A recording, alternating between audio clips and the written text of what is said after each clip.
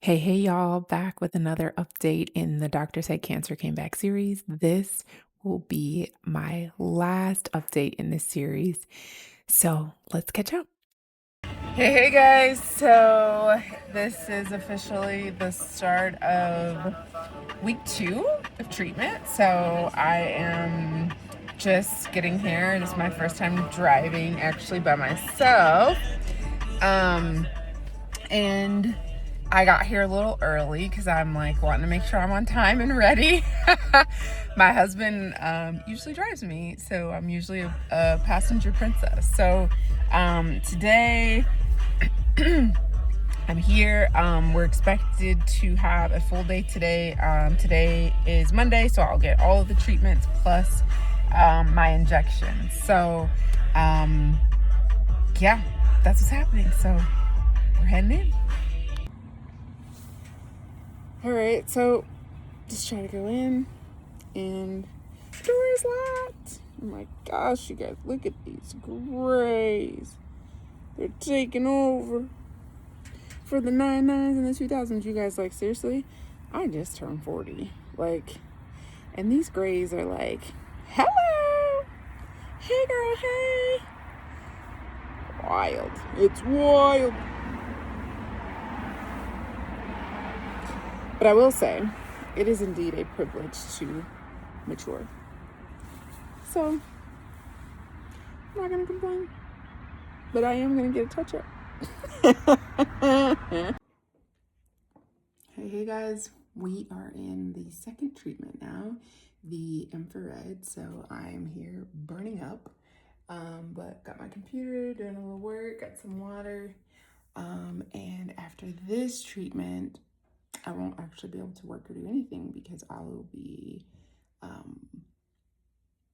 unable to. So the colonics, the hyperbaric, which is like a tube zipped up, and then massage. And so yeah, I'll just be kind of resting and taking it easy for the rest of today's treatment. So try to get a couple things done before I started, but whatever doesn't get done will get done after. All right guys, wrapping up my last session, which was the charcoal the charcoal treatment, and so that was about a half hour, and so I'm done for the day now, and it is 2:43. So we started at 9:30 today and we're out by 3. So that's it for today. I'm gonna be driving myself back home, and I was explicitly informed to rest, do not cook tonight, and take it easy the next couple of days. So I'll be back for another round on Thursday. Hey guys, it is Thursday. We are on day 2 of week 2 of our holistic treatment regimen. So today I feeling okay. Didn't get great sleep, which is interesting. I was actually in bed at like 9, but did not go to sleep until like probably closer to 11. So all good. Of course, eventful morning with my son waking up at the crack of dawn and not wanting to go back to sleep. And so, listen, we just kind of eased on into the day and did school drop off. I'm driving myself again today. I felt okay driving home after Monday's treatment, but really tired Tuesday. And then I had Pilates on Tuesday with my trainer. So yesterday, which was Wednesday, was just a challenge. Yeah, just tired, but also really sore. So just trying to take it easy and be gentle with myself in this season. So we're just continuing to, trust the process. So I'll try to get a few clips of the regimen today. I don't have to do everything today again, so only doing colonics, and then the 4-shot regimen, only doing that on Mondays. So yeah, so we'll check in again soon. All right, guys, so we are in the infrared. Got my computer here, my water, my robe, and I'll be in here for 45 minutes. Just got out of the, I forget what they even called it, basically detox foot soak. So I was in there for about an hour, and now I'm in the second treatment. So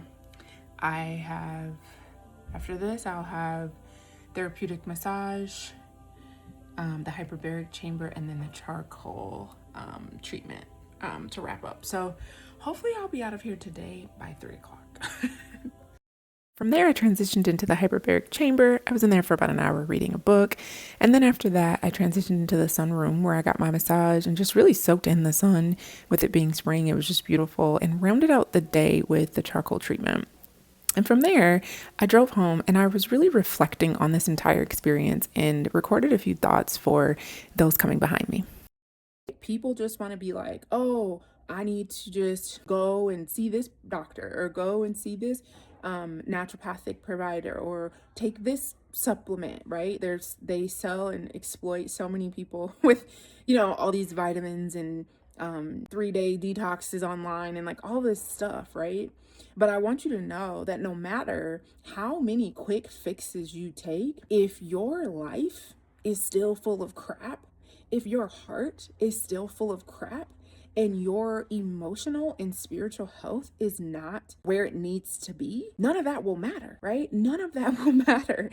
And that is what I need you to know and understand about this entire experience. There are so many people who, again, just want the easy, quick way to resolve it and push past what's happening in their lives and what their bodies are trying to communicate to them.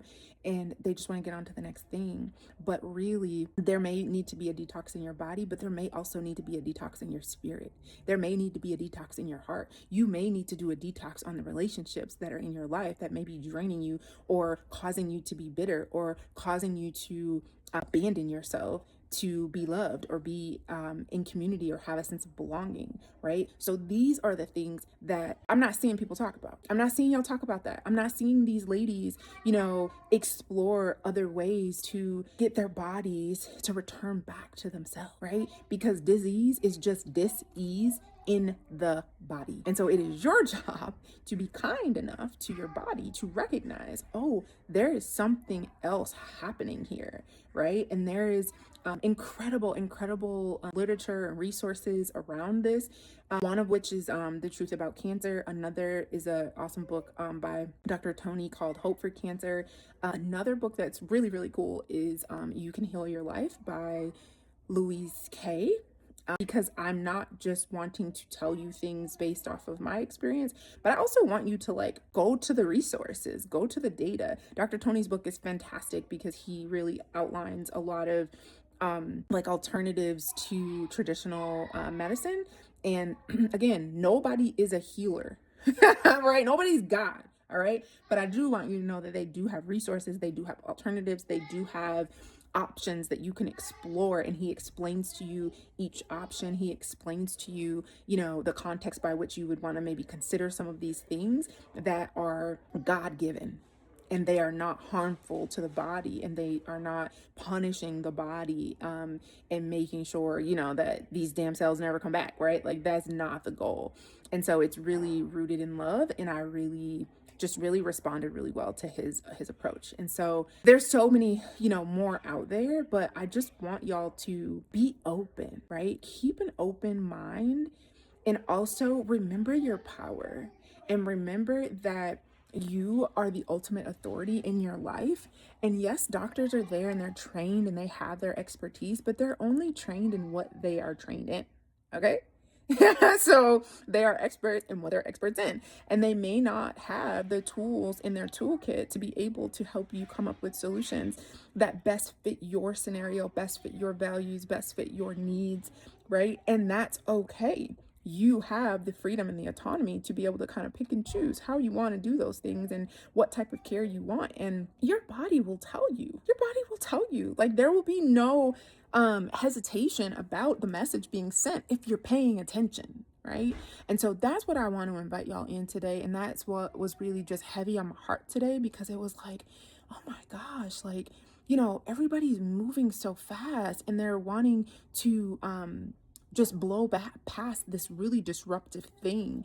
But really, what I will say is it has been, excuse me, one of the most transformational experiences of my life, because it really forced me to sit with me and to figure out, what is going on. And yes, there are, biological factors and all of these things, and there are genetic and also epigenetic things that may pop up of how your body reads DNA or expresses DNA.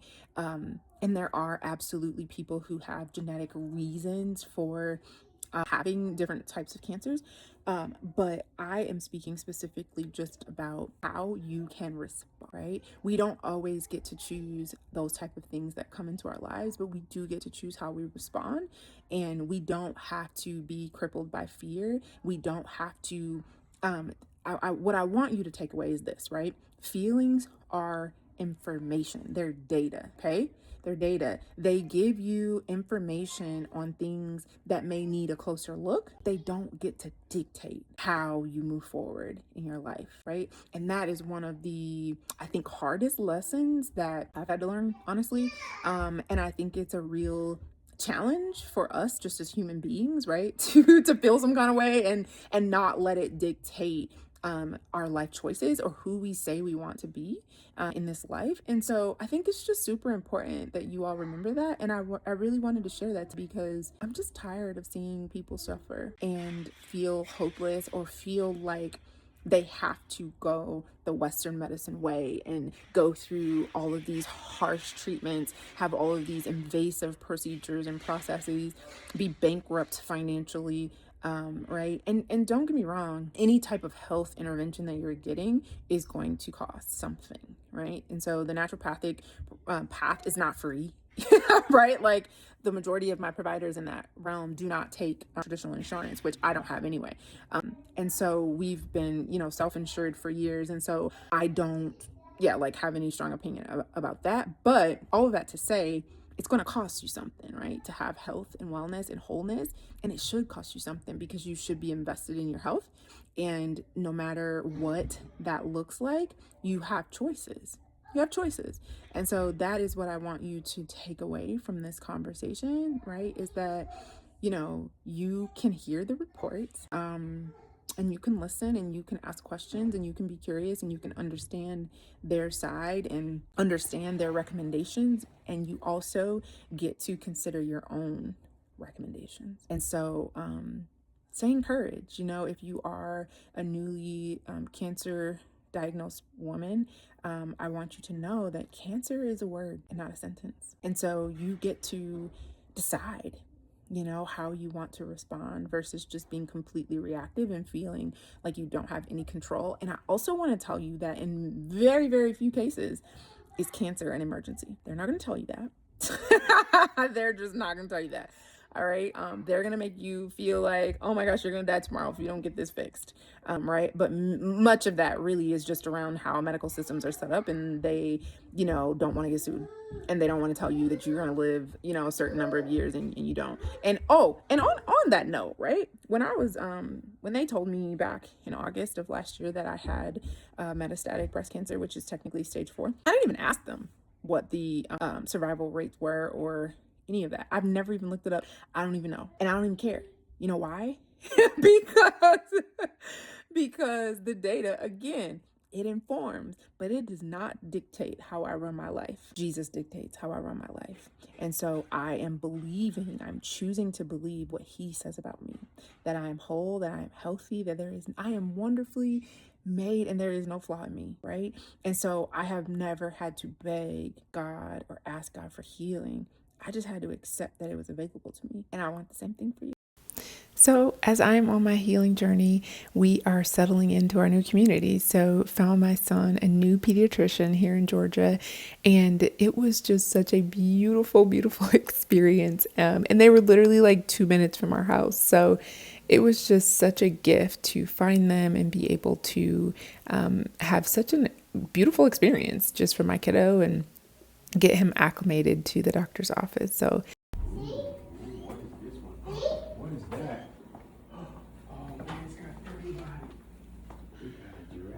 Oh, wow, Lovey. A lion? Look at that. Look. Overall, it was a fantastic experience. 10 out of 10, highly recommend. The staff were just gracious and so kind and caring and made the entire process just really enjoyable. The doctor, Dr. Valentine, she was also top tier. And ultimately, we're settling into our community here and just really enjoying it. Biggest milestone has been after 9 months, I am able to pick up my son.